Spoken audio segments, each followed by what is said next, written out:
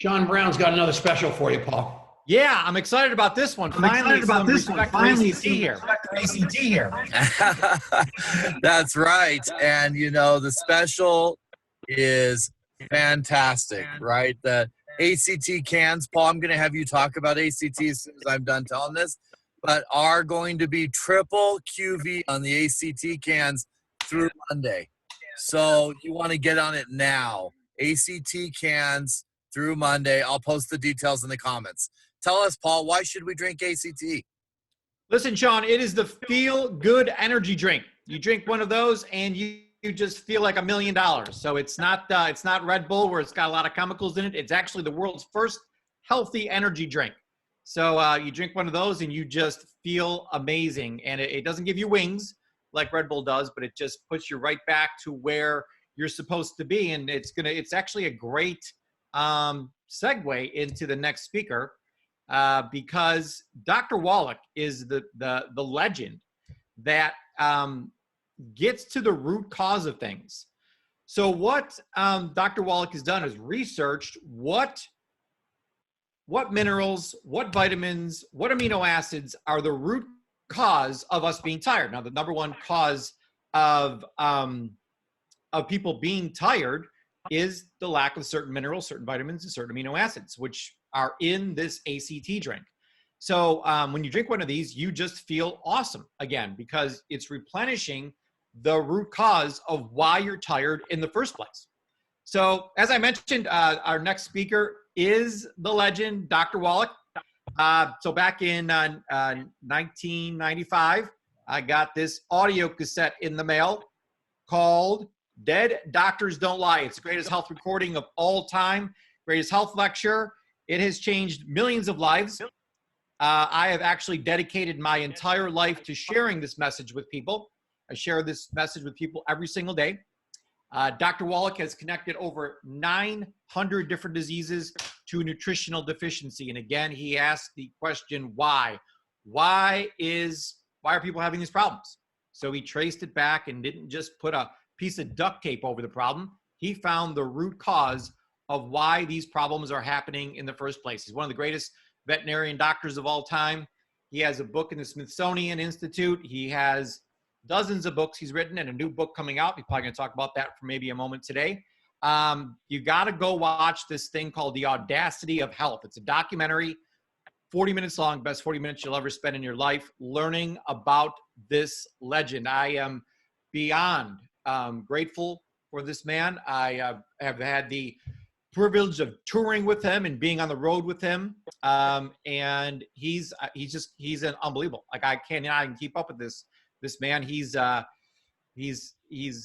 does circles around me. I have to take like 2 weeks off after I go on tour with him. So he has the most famous saying of all time: give the body what it needs and it will do amazing things. So without further ado, I bring on the legend, Dr. Wallach. Well, thank you, everybody, and my goodness gracious, two great Dr. Wallach, I'm sorry. I need you to adjust your camera, push it down just a little bit, and move it. Perfect. There you go. You got it. Thank you. Okay. Sorry. There we go. We've got the Coach. timer. Thank you, Coach. Okay, this is going to be a little difficult, but we'll do our best. All right. Thank you very much. And all the wonderful people who have talked. Okay, and we're talking about Paul and Dr. Glidden and Victoria and of course Tom and Cheryl and everybody. Appreciate you and all the wonderful messages I'm seeing here online. Just very quickly, the thing that makes me different. Dr. Wallach, you need to put your phone down. You're shaking it. Put your phone down. I'm trying to keep it from falling over. Oh, okay. All right. Just like we normally discussed it. You're looking great. Go for it. Thank you. Thank you. Sorry. All right. We'll hope and pray there's no earthquake. Okay, in California. All right. Basically, I learned about all this 72 years ago when I was 9 years old. I had a problem that they didn't have a name for. Today it would be autism and basically, I was very destructive, very busy making people's lives miserable and destroying things and so forth. And started when I was 4, got worse and worse and worse by the time I was 9. The last of 20 doctors, they took me to 20 doctors. They were trying to do all talk therapy for 5 years. And Mary Jane Skeffington was her name. She was a childhood psychiatrist and eye doctor and everything. And she said I needed to be institutionalized. I asked my mother, what does that mean? She says, well, they're going to put you in a hospital. So, well, how long am I going to be in there? And she said, well, you might be there for the rest of your life. Well, to a 9-year-old, that didn't sound very good.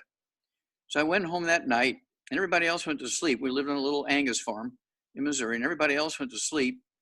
And I'm thinking, why is it I'm having these problems and nobody else is? Why is it that I have, today would be called autism and Tourette syndrome? And I said, animals don't have these problems. So that night I went out to the barn and I started eating the calf pellets. They're little alfalfa pellets with all the 90 essential nutrients in them. And to make a long story short, in 3 days' time, I was cured. After 5 years of getting worse and worse and worse and worse and being destructive and hurting people and being dysfunctional and everything. In 3 days, I was cured. And it was very dramatic to me. So to make a long story short, when I graduated high school, I went to University of Missouri, got a degree in agriculture. My major was in animal husbandry and nutrition. I wanted to know what these animals were eating and why they gave it to them. We don't have health insurance for farm animals. We have life insurance for expensive horses, but we don't have health insurance for farm animals. So a farmer doesn't want to be paying, for diseases that are preventable with a few nutrients. So they just put all these nutrients in the animal's food every day. And I thought, well, gosh, maybe we should do that for people too. So got my degree in agriculture. I got into veterinary school, and halfway through veterinary school, I had to earn some money. So I started working in the pathology department, helping with autopsies and stuff. It was Christmas, 1961. Everybody goes on vacation. I'm there by myself, a veterinary student and a pathology student. And I began to do these autopsies, and they brought me 50 bodies for 500 animals died, 500 sheep died on one farm in one night, and it was the middle of December. And I'm making a long story short, I found out that these animals had been for months, these sheep had been getting nitrate fertilizer in their drinking water, and they had goiter, they had met hemoglobin, but why did all 500 die in one night? Well, it turns out that in the middle of Missouri, in wintertime, it could be 55 to 70 degrees. And it was 55, 60. And the night they all died, 500 died in one night, the temperature dropped to 19 degrees. And because their thyroid was gone, they had, instead of their thyroid lobes being the size of an almond, they were the size of plums, and a very obvious goiter. And so they died of hypothermia. Got it written up, got it published. I was the only author. The professor said, look, we were gone. This is your baby. So I published it in scientific journals and veterinary journals. I gave copies to everybody. One person I gave copies to was Marlon Perkins from the old Mutual Omaha Wild Kingdom show. And he understood the importance of what I had done more than I did. I was just happy to be doing the autopsies. And he went to NIH, got a $25 million grant, and I was actually in Africa working on the White Rhino Conservation Project. He says, I just got $25 million based on your study. I need to have you come back and be the pathologist on the project.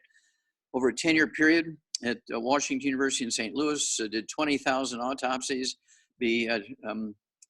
17,000 and some change of over 454 species of zoo animals and 3,000 humans, like 20 million chemistries, and learned there was no genetically transmitted diseases. There's no genetically transmitted diseases. There's no genetically transmitted birth defects. Okay, there's birth defects from fetal alcohol syndrome. There's birth defects from measles and chicken pox during early pregnancy, but there's no genetic birth defects. So all the other birth defects are simply caused by nutritional deficiencies of the developing embryo. As a result, my thesis is in the Smithsonian Institute as National Treasure. I'm not telling you that to brag. I'm telling you that to give you credibility for what I'm going to say next. Okay, and to make a long story short, Milan and I went to Kishan province, and through the connections of her family and herself with the medical schools there, Milan's a microsurgeon, okay, and so at any rate, She taught and did research at Harvard and so forth. And so we did 1,700 autopsies on kids under the age of 10 who had died of hypertrophic cardiomyopathy heart disease. And 35% had cystic fibrosis, 100% had muscular dystrophy. We gave the information to Jerry Lewis, and the Muscular Dystrophy Association fired Jerry Lewis and stopped the telethon. That's why you don't see them anymore. And then 200 of the 1,700 were under 1 year of age, and they would have been diagnosed with sudden infant death syndrome. It was all published in 1990 in 3 languages. The English version is in the Journal of Trace Element Research. You can look it up and see that we're not lying to you. And then it was one of those things where we've been fighting, and through Cheryl Morley's husband, who I introduced her to and got him married, so to speak, was the best man at their wedding. That's another long story, another day. But at any rate, her husband, Jonathan Emord, has done all these 10 lawsuits against the FDA and federal court. We've prevailed every time to do good things for nutrition for the American people and people in the world. Well, April 16, 2013, a federal judge approved putting the trace mineral selenium into baby formulas. Medical doctors said selenium was so toxic and poisonous, there should not be any selenium in baby formulas. So all the deficiencies of selenium, cystic fibrosis, muscular dystrophy, okay, were thought to be genetic. It was really just a simple deficiency of selenium. Well, 6 months later, it was, I think, September 13th, 2014, the front page of the Charlotte Observer, big newspaper for Charlotte, North Carolina, kind of like the New York Times for New York. We don't know why. I mean, we're talking bold headlines, big, like Third World War started. We don't know why, but sudden infant death syndrome has vanished, is the word that has vanished from North Carolina. 3 months later, the same thing was said from Missouri. And then 3 months later, every newspaper in every part of the country came out and said, we don't know why, but the rate of sudden infant death syndrome has dropped dramatically by 85 to 95% in all states. That's because we put selenium into the baby formulas. Before that, we were using kids' toddy in babies' formulas, and the rate of sudden infant death syndrome was slowly dropping. But once they put it in that baby formula, the selenium, it ended sudden infant death syndrome. Only 2% of the babies who were diagnosed with sudden infant death syndrome were in bed with their mothers when they died. You know, this thing that mothers laid on the babies was because doctors didn't know what the answers was. They were going to take the blame for being ignorant, so they blamed it on the mothers. Only dead doctors don't lie. Okay. Now, with all that said, we have so much good stuff going on. I want to kind of go back to 2006 here, okay? Dr. Milan and I, okay, and Dr. Jennifer Daniels, okay, and 2 MDs and me, okay, came out, and we published Black Gene Lies, okay, and it's also a CD, Black Gene Lies, and it covers diseases that are said to be genetic in the Black community, like high blood pressure, diabetes, heart disease. We're looking at arthritis, osteoporosis. We're looking at obesity. We're looking at cancer, none of which are genetic, but doctors tell the Black community it is genetic, and the only thing they can do is treat the symptoms until they die. It's all nonsense, okay? And if you get everybody, if you get everybody in the Black community, every Black kid in America, every Black kid in the world needs to read this book and listen to the CD. We have a new book coming out, okay, which kind of brings everything up to date. It's all in your head, okay? This is coming out. It's at the printer now as we speak, okay? It covers about 25 diseases that are in your head, all second to osteoporosis of the skull. There's 12 pairs of cranial nerves. There's a spinal cord, all of which are made in the brain and come out of the skull through tunnels. And when you have osteoporosis, your bones actually get bigger, okay? Not with minerals, but with connective tissue. And this connective tissue fills in these tunnels and puts pressure on the nerves. And you get 25 different diseases, okay, or more. Let's see, cranial nerve number 1, okay, is the olfactory nerve, and you lose your sense of smell over a period of time. And then number 2, the second cranial nerve is the optic nerve. When it gets squeezed, you get ONA, optic nerve atrophy. Your vision gets blurry, and they give you lenses and your glasses, and you don't have any other eye disease, but you're slowly losing your vision. All right. And so it's the optic nerve being squeezed by this connective tissue in the skull. The third cranial nerve, your pupils won't work properly. That's why doctors put a light in your eye to see if your pupil is working properly. Okay. And that has to do with the light hitting the nerves and so forth. And then the trochlear nerve number 4, what happens here is it messes up the control of your eye movement. The fourth cranial nerve, it controls your eyes to go up and down and right and left. What happens is your eyes will just look in towards your nose. You get off balance. You don't want to be going up and down stairs with that. And then the trigeminal neuralgia, you get pain in your face because the fifth cranial nerve causes pain in your face when it gets squeezed. And then the abducens nerve, okay, again, that has to do, that sixth cranial nerve, that has to do with the position of the eyes. And the facial nerve, seventh cranial nerve, when it gets squeezed, you get Bell's palsy. Okay, that's the seventh cranial nerve. And then you get the number 8, the vestibulocochlear nerve. We get so many people call in, they have tinnitus ringing in the ear. That's the squeezing of the vestibular branch of the 8th cranial nerve. And you hear this tinnitus or ringing, you slowly get deaf. That's the auditory branch of the 8th cranial nerve.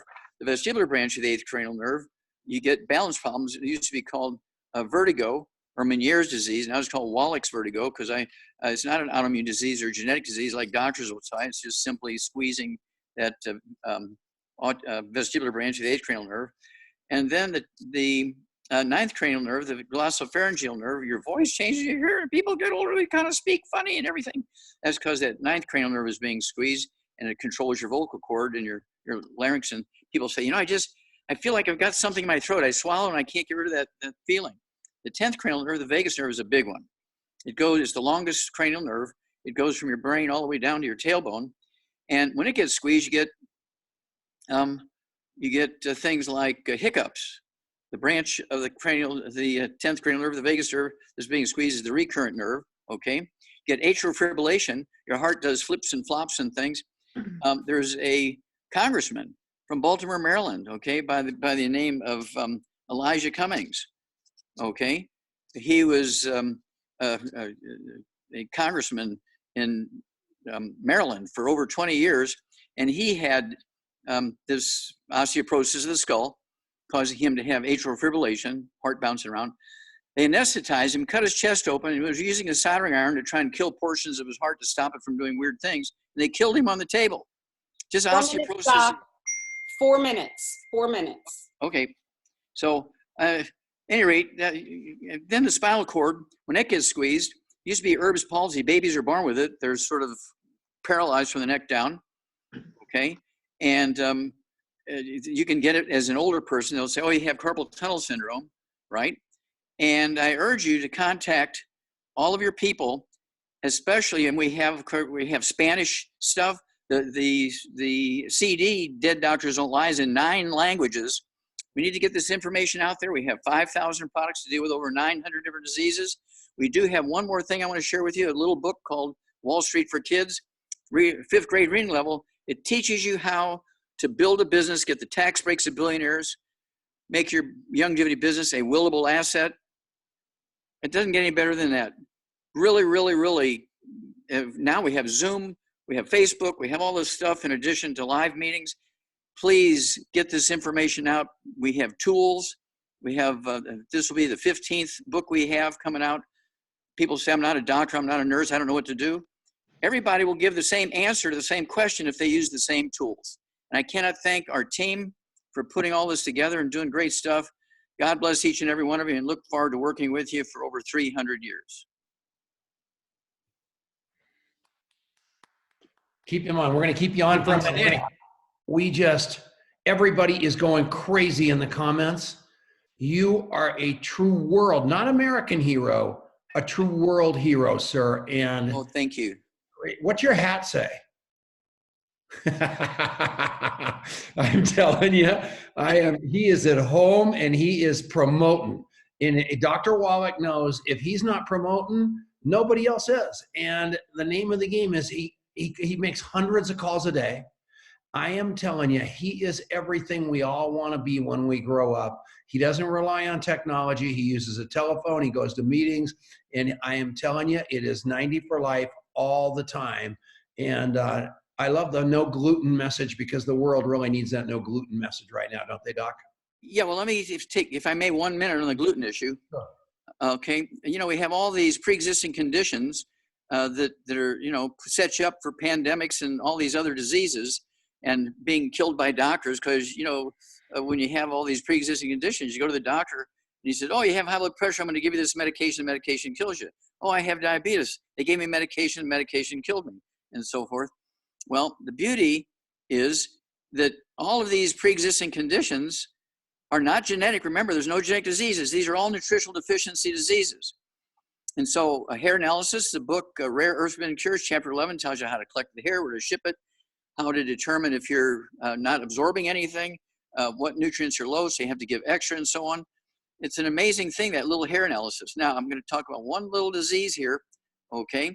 And there's this little Japanese disease they're all talking about now. What's that one? All these Japanese guys get it?